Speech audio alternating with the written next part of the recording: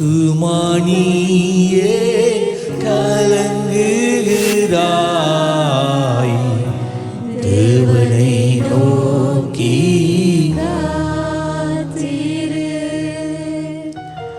ஆத்துமானியே தியங்குகிறாய்,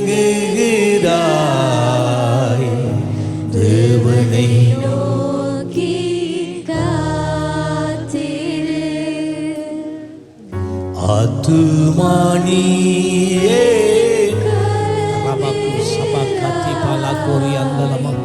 தேவனை நோக்கி காத்திரு. ஆத்துமானியே தியங்குகிறாய், தேவனை நோக்கி காத்திரு. சங்கீதம் 23:5 சங்கீதக்காரன் தன்னுடைய வாழ்க்கையின் ஒரு அனுபவத்தை இவ்விதமாய் சொல்லுகிறார்.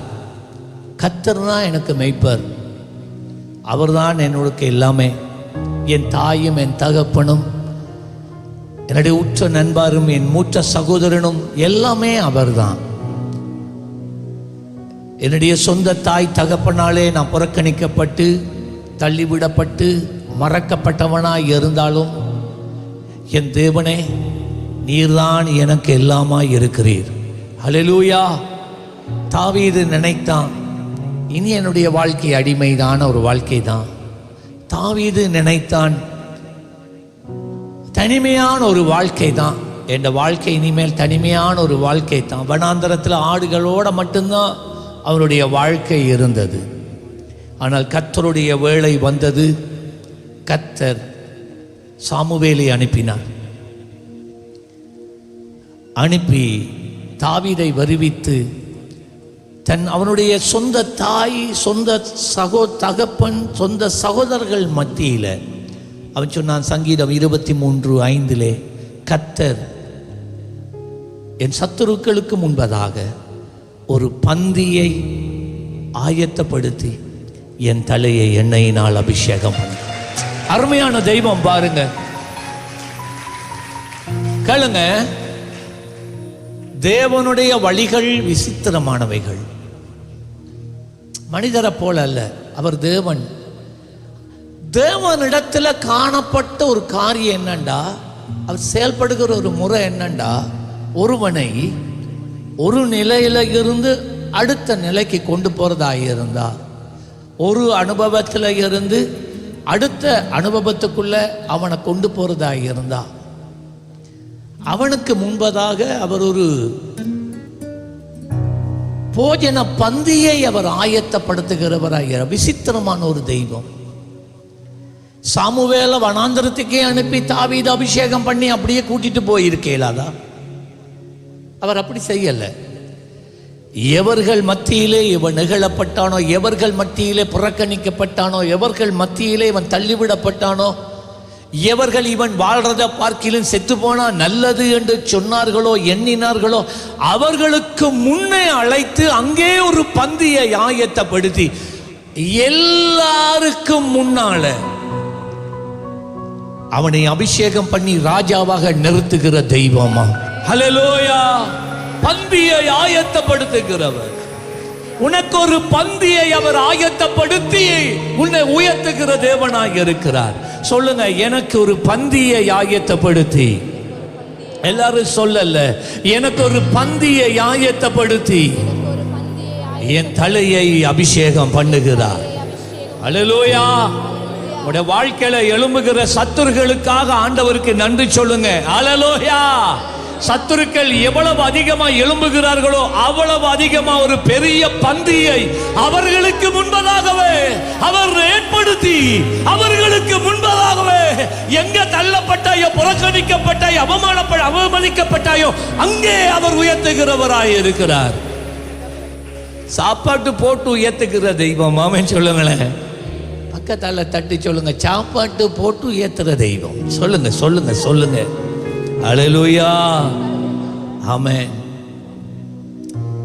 இன்னொரு சந்தர்ப்பத்தில் நீங்க 1 ராஜாக்கள் 19 5ஆம் 6ஆம் 7ஆம் வசனங்களை நீங்க வாசித்தால் எலியா என்ன சொல்லப்படுகிற தேவனுடைய தீர்க்கதரிசி வானத்தில் இருந்த அக்கினியை இறக்கி வாங்கி போயிருந்த தேவனை மறந்து விக்கிரகங்களை சேவித்துக் கொண்டிருந்த தேவனுடைய சொந்த ஜனங்களுக்குள்ளே ஒரு எழுப்புதலை கொண்டு வந்தவன் எலியா.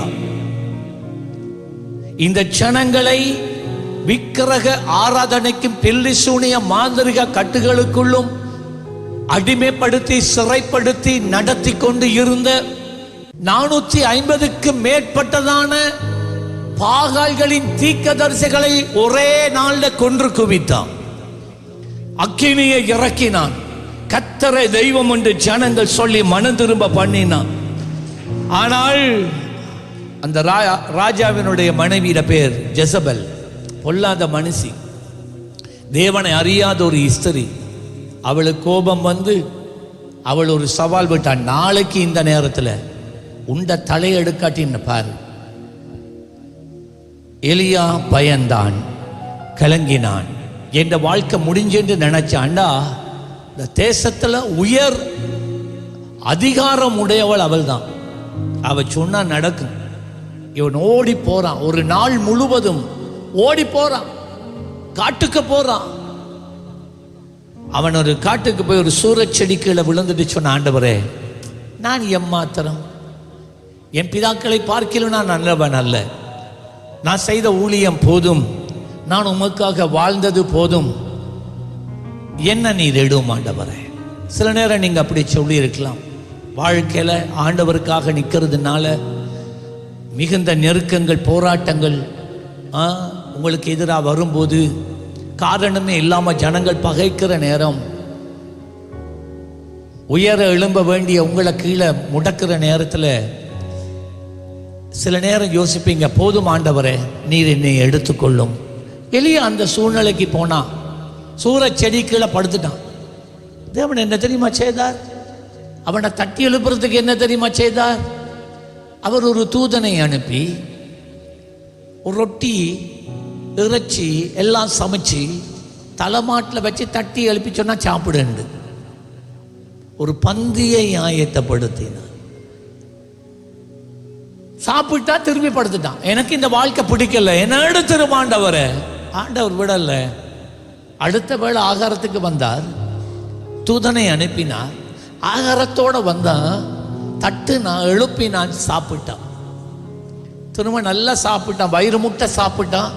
ஒரு பந்தியை அவனுக்கென்று கர்த்தர் ஏற்படுத்தினார். அது ஒரு விசேஷித்த பந்தி. அருமையானது பிள்ளையே, ஒருவேளை நீ சோர்ந்து போய் இருக்கலாம், உன்னுடைய சரத்தில் பலவீனனா நீ மாறி இருக்கலாம், உன்னுடைய மூளை வேலை செய்யாம இருக்கலாம், அடுத்தது என்னன்னு கூட தெரியாம வாழ்க்கை முடங்கி போகலாம். ஒரு காரியத்தை மறக்க வேண்டாம். நீ சோர்ந்து போய் களைத்து போய் இருந்தாலும் தேவன் உன்னிடத்துக்கு வருகிறார். சும்மா இல்லை, சாப்பாட்டோட வருகிறார். அது கனவிலையா இருக்கலாம், தரிசனத்திலேயா இருக்கலாம். அவர் நமக்கு கொடுக்கிறது மன்னாதான். ஆமென் சொல்லுங்களேன். அவர் மன்னாதான். இஸ்ரவேல் ஜனங்கள் தேவனுக்கு விரோதமா 40 வருஷம் முரட்டாட்டம் பண்ணினார்கள். தங்கள் இருதயங்களை கடினப்படுத்தினாங்க. தேவன் எவ்வளவோ நன்மை செய்தாலும் அவருக்கு எதிராக அவர் முரண்டு கொண்டே இருந்தாங்க.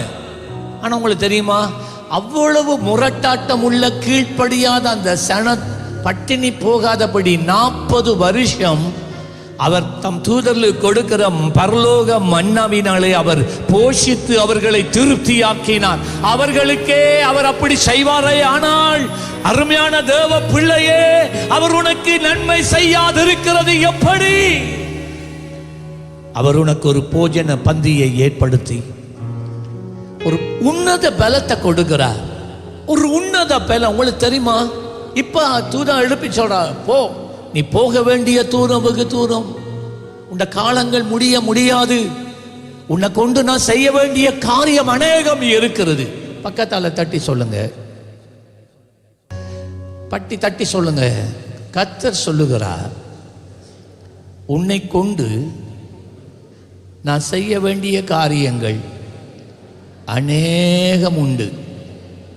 நீ ஓட போக வேண்டிய தூரம் பெரிய தூரம், வெகு தூரம். இப்பெல்லாம் வாழ்க்கை முடியாது. உனக்கு ஒரு நன்மையான வாழ்க்கையை நான் ஏற்படுத்தி இருக்கிறேன். நல்ல கையை தட்டி ஹல்லேலூயா. ஆமா, அந்த ஆகாரத்தை சாப்பிட்ட உடனே அவனுக்குள்ளே ஒரு உன்னத பலன் எங்கிருந்து தான் வந்துச்சோ தெரியாது. நம்புவீர்களா? 150 மைல்கள்.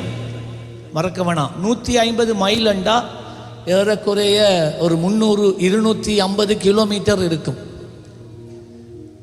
250 கிலோமீட்டர்கள், 150 மைல்கள் அவன் நடந்து போனான். 40 நாள் எடுத்தது அவனுக்கு நடக்க. அந்த 40 நாள் அவனுக்கு பசி வரல, அவனுக்கு தாகம் வரல, அவனுக்கு சோர்வு வரல, அவனுக்கு களைப்பு வரல.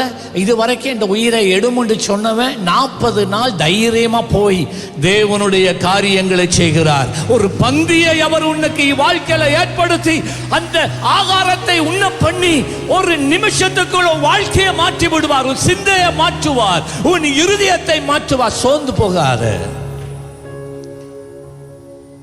தாவீதுக்கு ஒரு நல்ல நண்பன் இருந்தான், யோனத்தான். சவுல் ராஜாவினுடைய மகன்.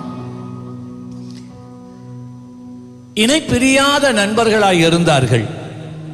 சவுலோ தாவீதை கொலை செய்வதற்கு 20 வருடங்கள் இராணுவத்தோட பின்தொடர்ந்தான். யுத்தத்தில் யோனத்தான் மரித்து போயிட்டான். பின்பதாக தாவீது இப்பொழுது ராஜாவாகிட்டான். அவன் ராஜாவானதுக்கு பிறகு தன்னுடைய கஷ்டமான காலங்களிலே எல்லாம் தனக்கு நன்மை செய்தவர்களை அவன் ஒன்றொன்றாக நினைக்க ஆரம்பித்தான். அவர்களுக்காக ஒரு நன்மைகளை அவன் செய்து கொண்டு இருந்தான். அந்த வரிசையில் கேட்கிறான் தன்னுடைய ஆலோசகர்கிட்ட, சவுல் ராஜாட குடும்பத்தில் யாரும் மிஞ்சி இருக்கிறாங்களா? அப்பதான் ஒருவன் சொல்றான், ஐயா, மேவிபோசேத் என்று சொல்லப்பட்ட ஒரு மனுஷன் இருக்கிறான். அவன் சவுலின் மகன் யோனத்தான், உம்முடைய பெஸ்ட் ஃப்ரெண்ட் இருக்கிறாரே. ஆமா, அவனுடைய மகன். யுத்தம் வரும்போது அவன் கை குழந்தையா இருந்ததினால் அவனை பார்த்த அந்த நர்ஸ் பயத்தில் அவள் ஓடி போற நேரம் கல்லில் இடறி அவள் விழுந்து பிள்ளையோட விழுகிறாள். விழுந்ததினால ஏதோ ஒரு காரியம் நடந்து, முதுகெலும்போ என்னவோ, நரம்புகளோ, தலை மூளையில பகுதியோ என்னவோ பாதிக்கப்பட்டு அந்த பிள்ளை முடமாவே போயிட்டு, அண்டையிலேருந்து இன்றைக்கு வரைக்கும் முடமாவே இருக்கு. ஆளை உடனே கொண்டு வா. நீங்க 2 சாமுவேல் 9ஆம் அதிகாரத்தில் நீங்க இதை வாசிக்கலாம். 7ஆம் வசனத்துல அவன் கொண்டு வந்தோனே அவன் பயந்து கொண்டு இருந்தான். அவன் எல்லாராலும் மறக்கப்பட்ட ஒரு மனிதனாக அவன் இருந்தான். மேவிபோசேத் எல்லாராலும் மறக்கப்பட்டவனாக இருந்தான். அருமையான தேவ பிள்ளையே, நீ மறக்கப்பட்டு இருக்கலாம். அவன் ஒரு தூரத்தில் இருக்கிற ஒரு கிராமத்தில் எல்லா மனுஷருடைய கண்களுக்கு மறைந்து அவன் வாழ்ந்தான். ஆனால் கர்த்தருடைய கண்கள் அவன் மேலே இருந்தது. அவன் அப்பா செய்த நன்மையின் நிமித்தம் அவனுக்கு தாவீது நன்மை செய்து அவன் சொன்னான், கேளு, நீ இந்த குடிசையில் இந்த கிராமத்தில் நீ வாழ்றதில்லை, நீ என்னோட இந்த அரண்மனையில் தான் நீ இருப்பா சாகும் வரைக்கும். மட்டும் இல்லை, நீ எப்பொழுதும் இன்று முதல் என்னுடைய மேஜையில், நான் போஜனம் பண்ணுகிற மேஜையில், நான் உண்ணுகிற ஆகாரத்தில் நீயும் என்னோட கூட சேர்ந்து சாப்பாடு. ராஜ மேன்மை அடைந்தான். கர்த்தர் உனக்கு ஒரு பந்தியை ஆயத்தப்படுத்தி உன் தலையை எண்ணெயினால் அபிஷேகம் பண்ணுகிறார். அல்லேலூயா. பிரியமானவர்களே, எமது ஆராதனையுடன் இணைந்திருந்தமைக்கு எங்கள் மனமார்ந்த நன்றிகளை தாழ்மையுடன் கூறிக்கொள்கிறோம். இந்த ஆராதனை உங்கள் ஆத்துமாவுக்கு மிகுந்த ஆசீர்வாதமாக இருந்திருக்கும் என விசுவாசிக்கிறோம். தொடர்ந்தும் எம்முடன் இணைந்திருங்கள். கர்த்தர் தாமே உங்களை ஆசீர்வதிப்பாராக.